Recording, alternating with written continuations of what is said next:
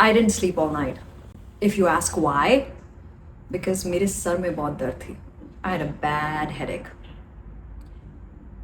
Why am I saying that? Because आज की class सारी की सारी बेसिक सेंटेंसेस के ऊपर है जो हम बोलते हैं जब हम बीमार होते हैं या जब हम किसी भी किस्म की फिजिकल तकलीफ में होते हैं. तो वो कौन से अल्फाज हैं जो हम बोलते हैं, हम अपने आप को कैसे डिस्क्राइब कर सकते हैं इन बेसिक इंग्लिश. तो चलो इंग्लिश बोलें बाय लर्निंग कि जब हम बीमार होते हैं और हमने किसी को बताना है कि हमारी तबीयत ठीक नहीं है, तो हम कैसे अपने आप को डिस्क्राइब कर सकते हैं, कैसे अपनी फीलिंग्स को एक्सप्लेन कर सकते हैं. कुछ जुमले जो बहुत कॉमनली यूज़ होते हैं वो तो मैं आपको आज बता दूंगी इस वीडियो के अंदर, लेकिन हो सकता है कि कुछ चीज़ें या कुछ तकालीफ या कुछ फीलिंग्स ऑफ सिकनेस मैं कवर ना कर सकूं. उसमें आपका होमवर्क आ जाता है.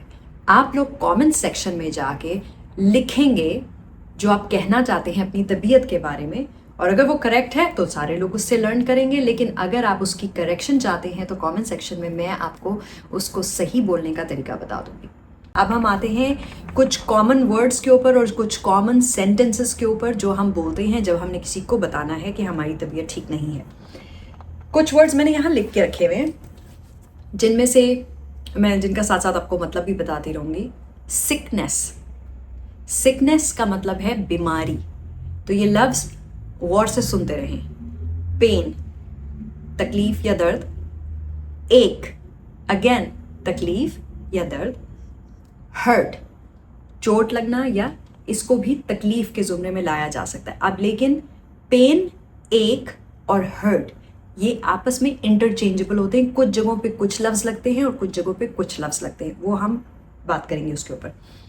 अच्छा, इसके अलावा कुछ तकालीफ जो कॉमन तकालीफ है जिनका हम जिक्र करते हैं आपस में. अगर हमसे कोई हाल पूछ ले, क्या हाल चाल है, कैसी हो, तो हम क्या कहते हैं. तो उसमें I feel sick is the general term. हर बीमारी के लिए अगर आप डाउन हैं तो आप दो लफ्ज़ इस्तेमाल करेंगे. अगर आपकी तबीयत ठीक नहीं है या आप बीमार हैं और कोई आपसे पूछता है कैसी हो, हाउ आर यू, तो आप दो लफ्ज़ दो तरीके से एक्सप्लेन कर सकते हैं. एक, आप ये कह सकते हैं बस यार I am quite unwell. I am quite unwell या आई एम अनवेल. वेल का मतलब होता है ठीक, अनवेल का मतलब होता है कि मैं ठीक नहीं हूँ, तबीयत ठीक नहीं है. या आई फील सिक और आई हैव बिन सिक, तो मैं बीमार हूँ, यानी कि मैं बीमार हूँ या मैं बीमार फील कर रही हूँ, तो दूसरे बंदे को अंदाज़ा हो जाता है कि अच्छा इसकी तबीयत ठीक नहीं है. या एक और सेंटेंस जिसके अंदर आप फील का लफ्ज़ ला सकते हैं, वो ये जो कि बहुत कॉमन भी है, वो कहते हैं I am not feeling well, I am not feeling okay, I am not feeling good. इन सब चीज़ों से आप दूसरे बंदे को ये बता रहे हैं कि मेरी तबीयत ठीक नहीं है. अब उस पर अगला सवाल आता है क्या हुआ, तबीयत को क्या हुआ, सब खैरियत है, सब ठीक है. तो तब आप अपनी जो स्पेसिफिक बीमारी या तकलीफ है उसका जिक्र करते हैं. आप सर से शुरू करते हैं. Let's say I had a bad headache last night, और I am having a bad headache, और I am having a headache. ठीक है, इंटेंसिटी पे डिपेंड करता है कितना ज़्यादा हेडेक है. अब इसमें एक चीज़ जो मैंने कॉमन देखी है लोगों में कि वो हेडेक और पेन का इस्तेमाल साथ करते हैं. एक का भी लफ्ज़ आ जाता है, पेन भी आ जाती है, सब साथ ही होता है. तो वो बेसिकली कह रहे होते हैं आई had a very bad pain in my headache, और आई हैड हेडेक पेन. जब आपने हेडेक बोल दिया है तो आपने ऑलरेडी सर दर्द बोल दिया है. हेड एक का मतलब है सर दर्द, तो फिर उसके साथ पेन ना लगाएं.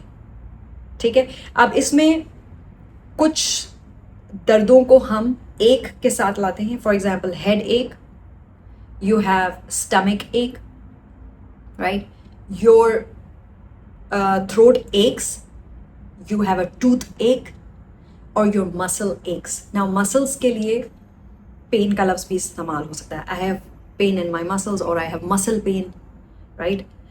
बैक एक और बैक पेन भी हो सकती है. अगर आपको हेड पेन कहना है तो आप बेसिकली हेड पेन नहीं कहते, आप कहते हैं pen in the head. Sir में दर्द है, सर दर्द के लिए हेड एक. सर में दर्द है, पेन इन द हेड. पेट में दर्द है, pain in the stomach, right. इसी तरह गले में दर्द है, I have pain in my throat. नाक में दर्द है, I have pain in my nose, pain in my ears. कान में दर्द है, ठीक है। दांत में दर्द है, उसका ईजी लफ्ज़ है टूथ एक, बट अगर आप टूथ एक बोल रहे हैं तो फिर आप टूथ एक पेन नहीं बोलेंगे, या तो बोले आई हैव टूथ पेन या आप बोले टूथ एक। ठीक हो गया।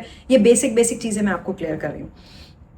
फिर लेट्स से हम नज़ला ज़ुकाम बुखार, आई हैव फीवर, मुझे बुखार है, या माई डॉटर हैड फीवर, उसको बुखार है, my daughter is having fever, उसको अभी बुखार है। ठीक हो गया। टेम्परेचर का लफ्ज़ भी कुछ लोग इस्तेमाल करते हैं, शी हैड हाई टेम्परेचर, जब बुखार ज़्यादा तेज़ चढ़ जाता है, और हाई फीवर। लेकिन fever is the correct word, I would say कि जब आपको बुखार आपको या किसी को भी चढ़ रहा है तो आप बोलें आई हैड फीवर और आई हैव फीवर और आई एम हैविंग फीवर। इसी तरह चक्कर आना, आई फील डिज़ी, ठीक है। नोज़िया मतली फील होना, तो यू से आई फील नॉशियस, ये मतली के लिए हो गया। फिर हम आ जाते हैं डायरिया कॉन्स्टिपेशन के लिए, तो इनमें बेसिकली लूज़ मोशन हम नहीं इस्तेमाल करते। लूज़ मोशन से बेहतर है कि आप किसी को ये कहते हैं आई हैड डायरिया और आई एम हैविंग डायरिया। इसका मतलब है कि आपको पेट में प्रॉब्लम चल रही है, लूज़ मोशन है। Constipation is the opposite of it, तो आपको पता है अगर है तो again my child has been having constipation और I have been suffering from constipation.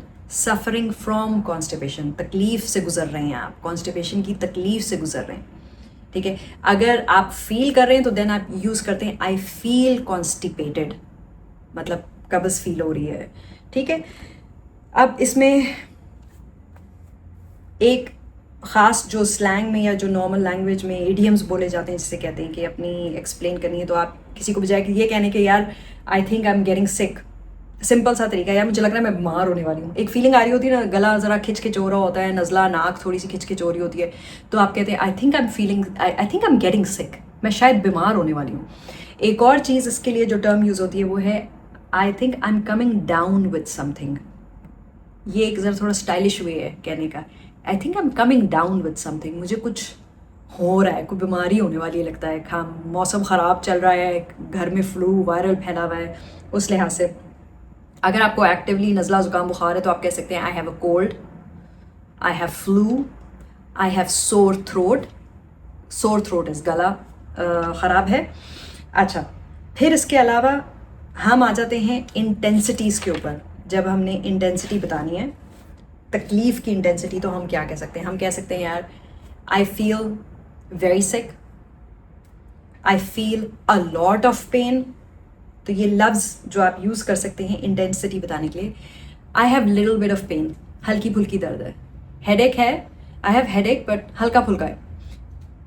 Pen, pen की इंटेंसिटी क्या हो सकती है? लिटिल पेन है, टू मच पेन है, अ लॉट ऑफ पेन है, ठीक है। तो ये आप डिफरेंट यूज़ कर सकते हैं।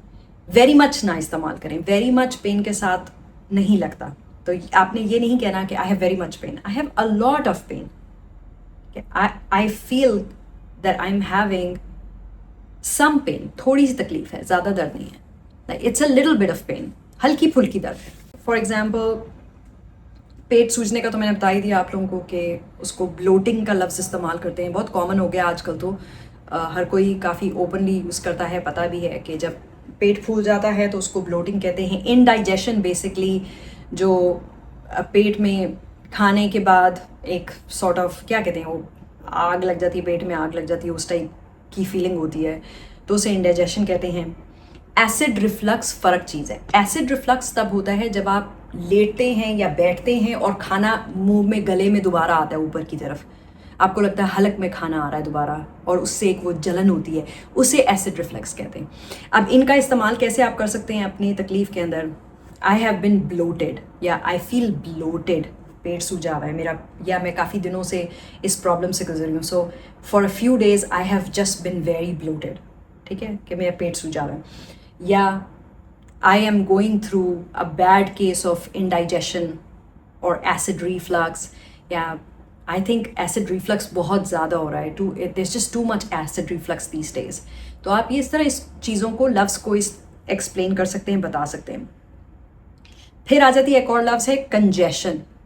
कंजेशन क्या होता है? कंजेशन बेसिकली जब नज़ला ज़ुकाम बुखार होता है तो ये हमारे सारे साइनस जो हैं वो ब्लॉक हो जाते हैं, तो उस वक्त जो एक वो फीलिंग होती है स्टफ़ी नोज़ की, और गला भी दुख रहा है, कान भी बंद हो रहे हैं और सर में भी दर्द है, उसको कंजेशन बोलते हैं। तो जब कंजेशन नॉर्मली तभी होती है जब आपको कोल्ड, फ्लू, नज़ला, ज़ुकाम, बुखार चल रहा होता है। तो उस केस में आप कह सकते हैं कि आई हैव कंजेशन, या माई सन हैज़ कंजेशन, या माई डॉटर हैज़ कंजेशन। ठीक हो गया। एक और चीज़ जो मैं कहूँगी जो खांसी से रिलेटेड है, जब आपको किसी को बताना है कि मुझे खांसी बहुत ज़्यादा हो रही है, तो आप कहते हैं I am coughing a lot, बहुत ज़्यादा खांस रही हूँ मैं, I am coughing a lot, cough से निकला है।